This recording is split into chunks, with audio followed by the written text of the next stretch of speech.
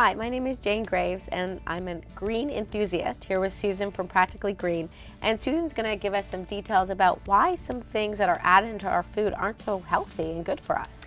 What many people don't realize is the average American eats their weight in food additives every single year. Now the good news in all of this is that most of the 3,000 additives are totally fine. The bad news is they're starting to realize that there are some connections between artificial colors, preservatives, and other things that are in our food and health problems, particularly in children.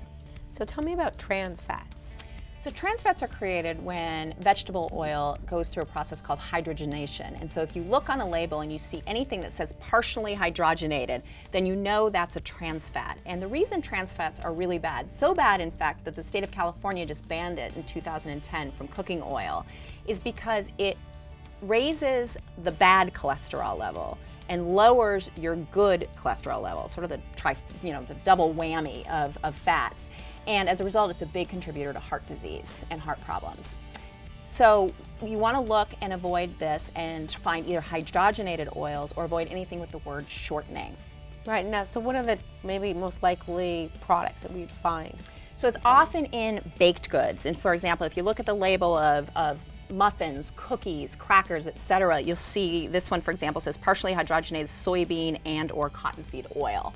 And so it's often in that. The second is fast food. Fast food often has partially hydrogenated oils. But soups, you wouldn't think about ramen and other soups as having trans fats in them, but they do. So on the label of things will actually say trans fat on it?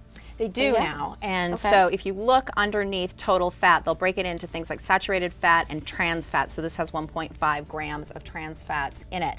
Now what's interesting about the labeling in trans fats is it can say no trans fats even if it's up to 0.5. So just because it says zero trans fats on the label doesn't mean it's completely free of trans fats. Right, so probably a good guideline for people just really to read the ingredients. And if it says partially hydrogenated oil or shortening, you want to avoid it. Exactly. Yeah.